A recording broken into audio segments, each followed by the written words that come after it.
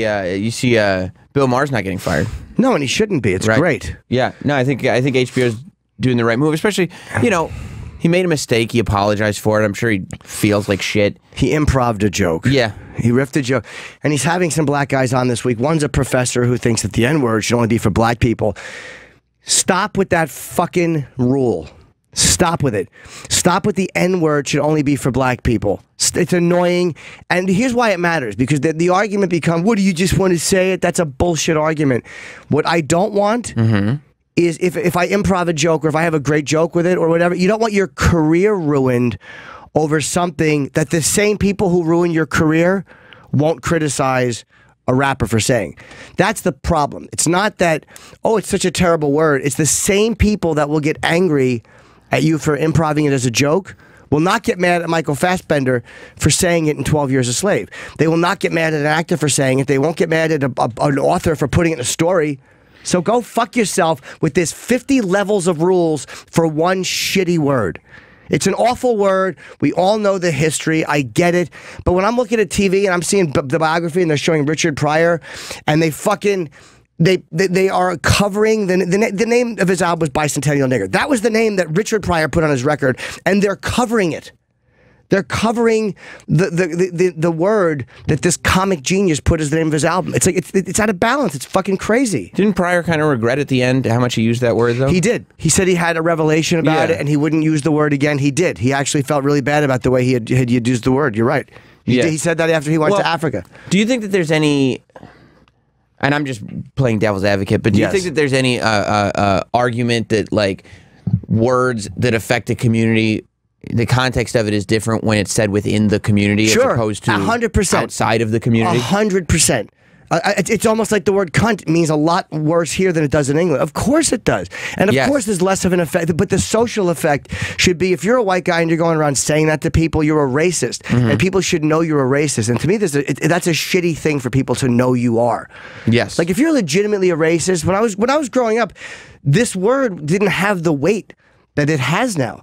Like, it wasn't like, oh my God, the N-word. Well, I think... I didn't say it to my friends because I knew it was a rude, shitty thing to say, and you'd probably get punched in the mouth. The argument, and that's really what the response should be. That's what Killer Mike said, the rapper. He was like, look, I like Bill Maher. If Bill Maher said the word to me, I would punch him in the stomach, and then we'd go smoke some weed together. Yeah. And that, like I'd still be his friend, but I'd punch him in the stomach and say, don't say that. And then he'd be like, oh, right. But I forgot about that. And plus the out of balance reaction to me is phony, and it's a sign. It's the same thing that won't allow people to say Islamic terrorism. It's the same thing that if you do Colbert does a joke about Asians, people pretend they don't understand the context that he was being sarcastic and not racist. It's fake. What it's based on. I mean, the Colbert stuff is like was proven to be fake because it was just his critics that were pretending to be upset about it because they wanted to get him thrown off the air. But that was when he did. That was cancel Colbert the first time. Yeah. So it's not like there's a legit like, whoa, we don't language police at all in this country, but this one word, we love it. It's just another way to get people in trouble. And again, I said I'll let black people make the decision. We can say it or we can't. But I don't want. There should be no rules that have fucking levels and subsets and umbrellas of who can say it and when they can say it. And here's the thing: the only people that get in trouble, it depends on who notices you saying it. Stop it. It's fucking ridiculous. Yeah. It's like if you say it in a joke and you're a popular comic, you can probably get away with it, even though Bill Maher didn't. But there are comics that have gotten away with it. And then there's comedians, like if you say it at the wrong time and the wrong guy tweets it, you're in trouble. Go fuck yourself. 50 rules for the same word. We can say it or we can't say it. That's it. Well, I don't know if it's rules so much as it is the context of where you're doing it. Like, I don't... But the context doesn't matter, because he's a comedian who is doing it in a joke form.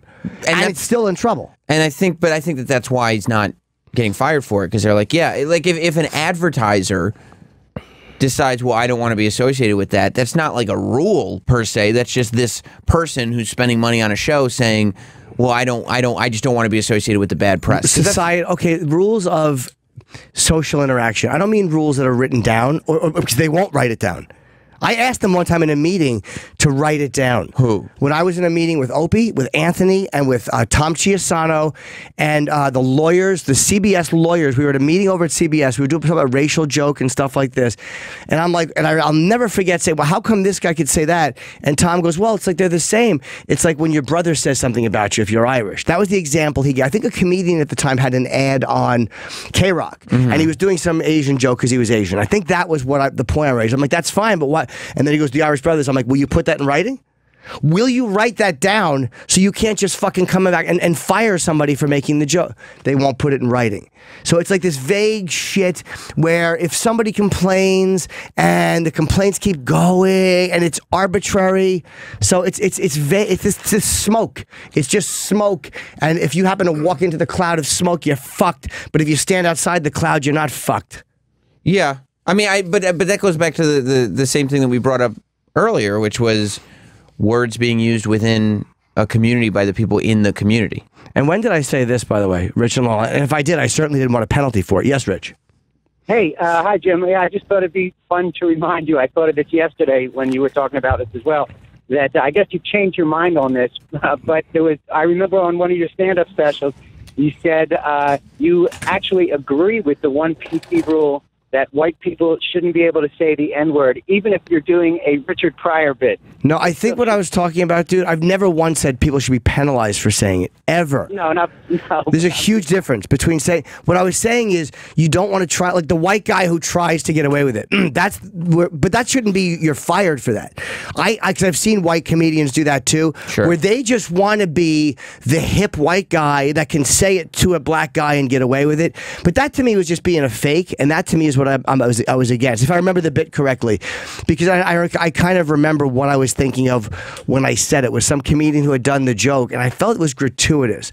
Like you weren't saying anything, you were just trying to say it because then the black guy technically couldn't say anything. To me, that's a sneaky trap you don't want to fall into as a white guy. So I think that's what I meant, Rich.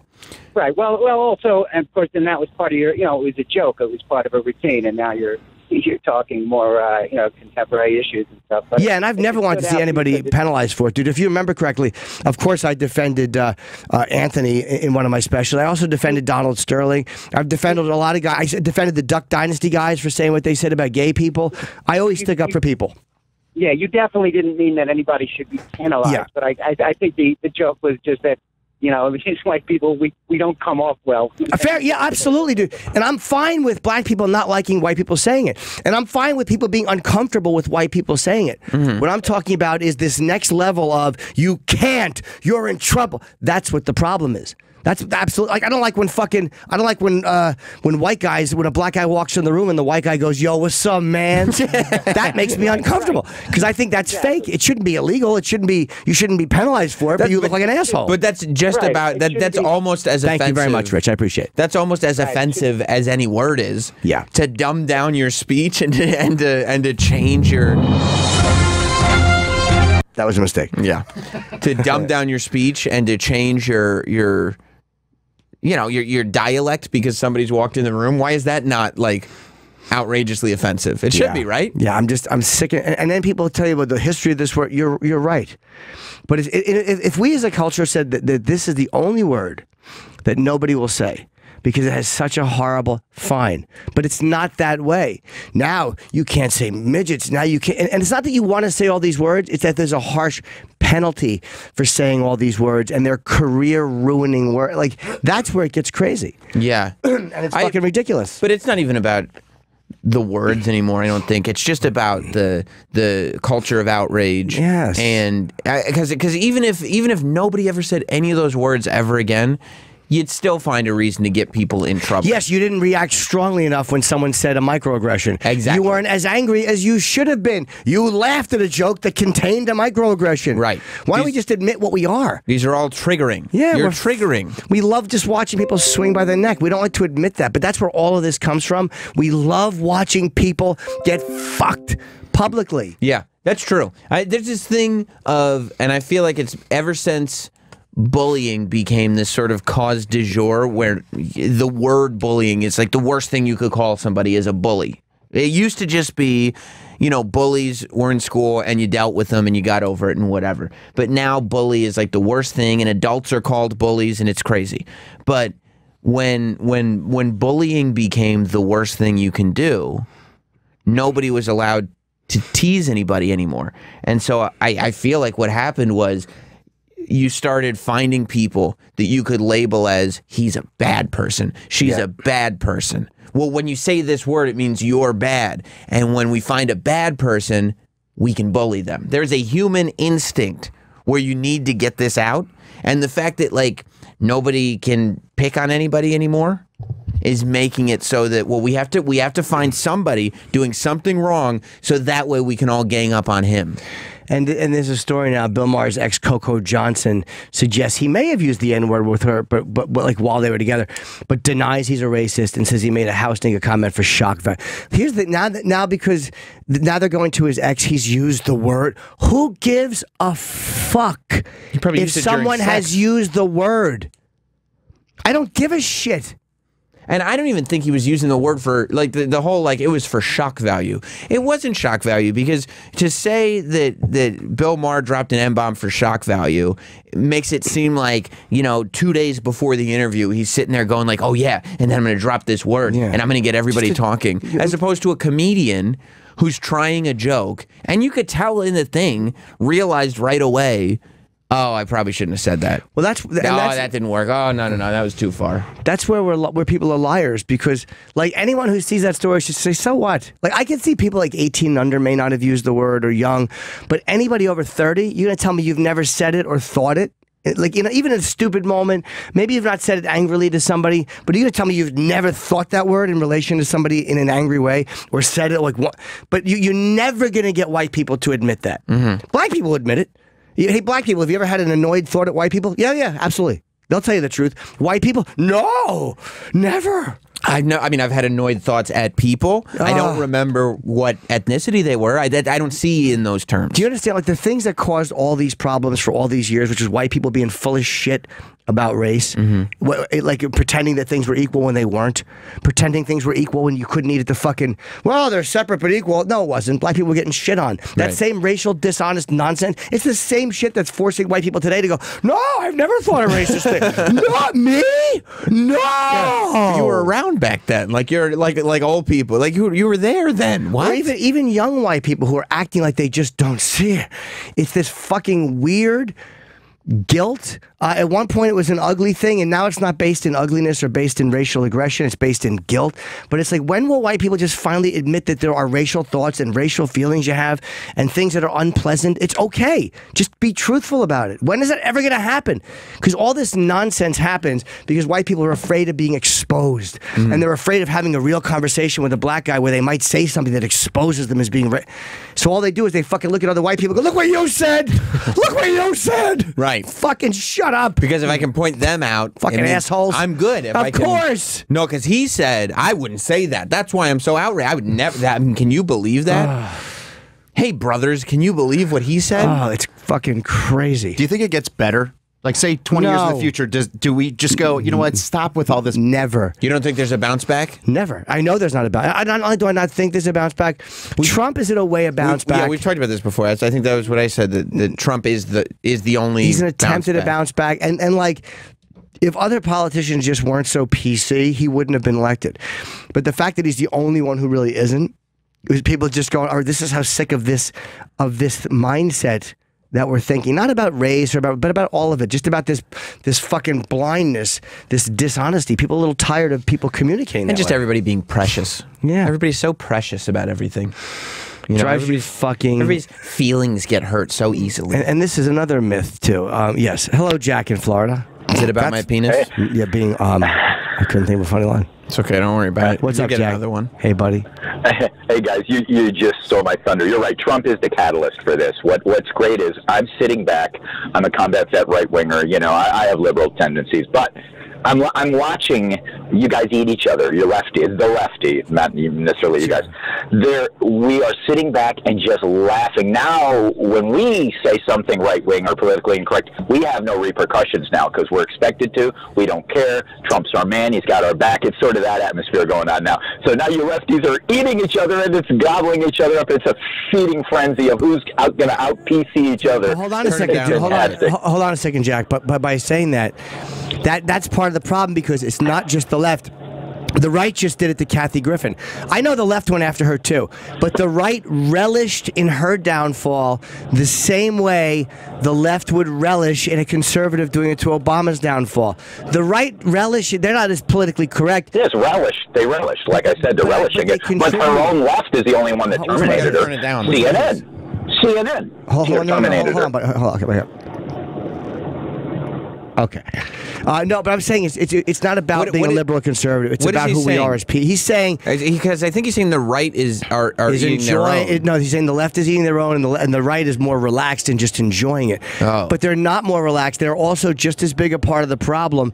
They're just not as much on political correctness, but they target you as much as they can. They try to nail you as much as they can. They pretend they were outraged at Colbert. Who do you think just ran after Steve?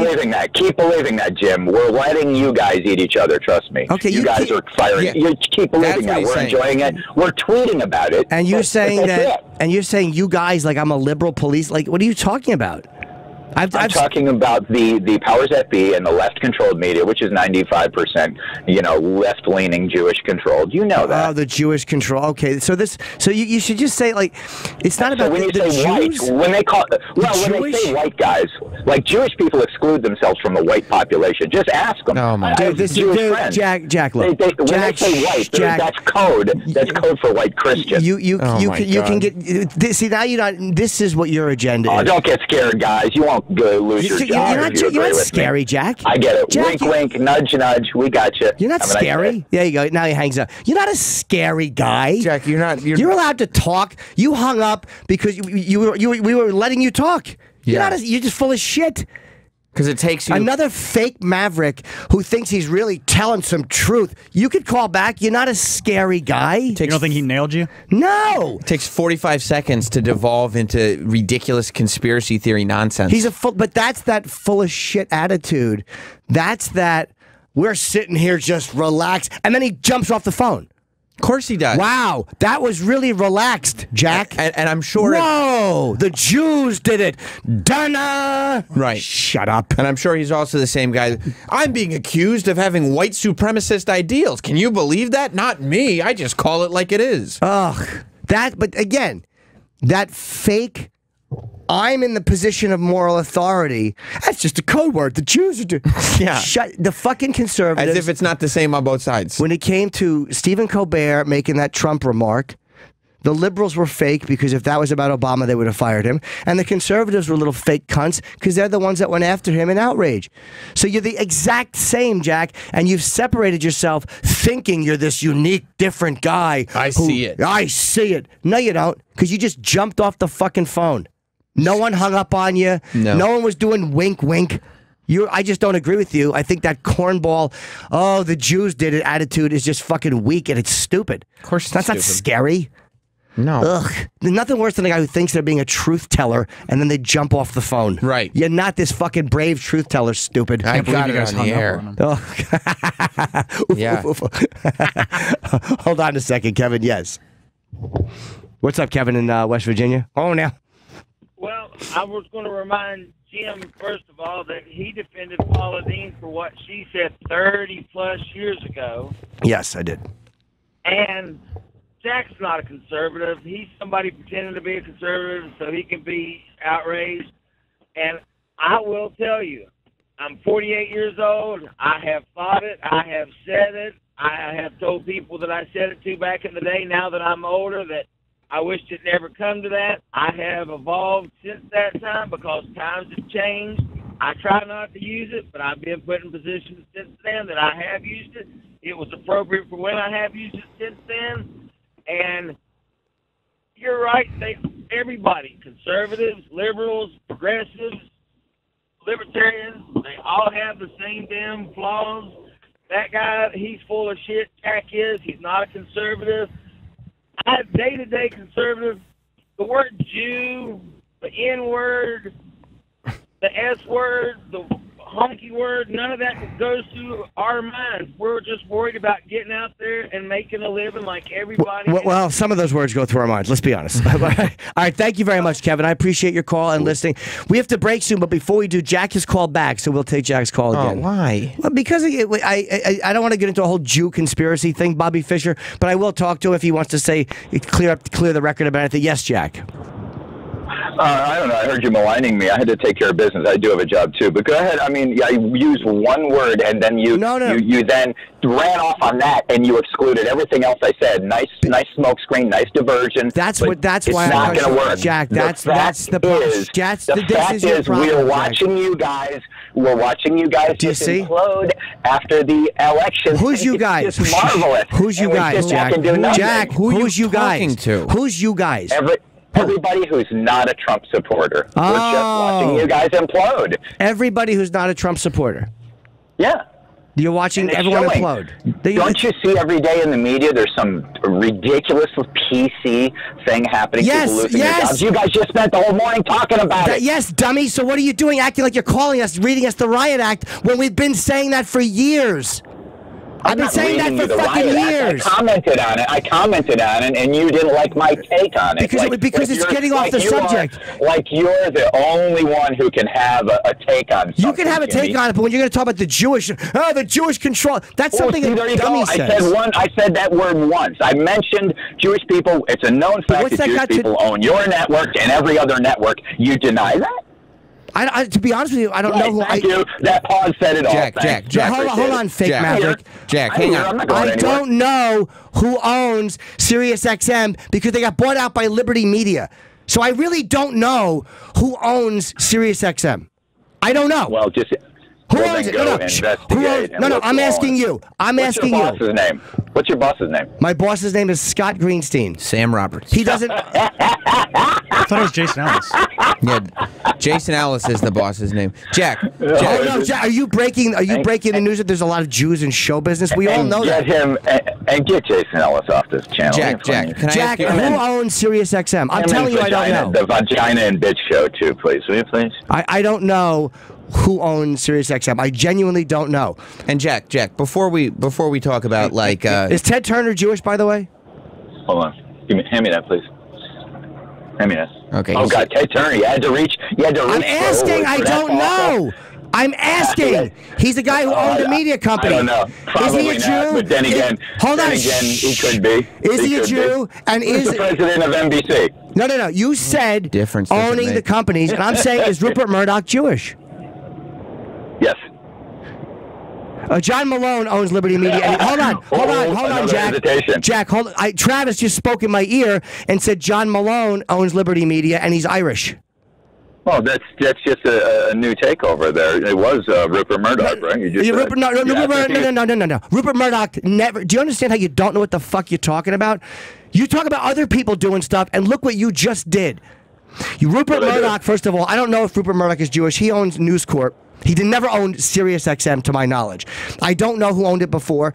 John Malone, Irish, not Jewish. I asked about Ted Turner because he's another media mogul I could think of. I don't believe he's Jewish. Is he? If he is, I'll say he is. I don't know. Ted Turner, not a Jew. He's not a Jew. And Rupert Murdoch, is Rupert Murdoch a Jew? One of them. Okay, no, two.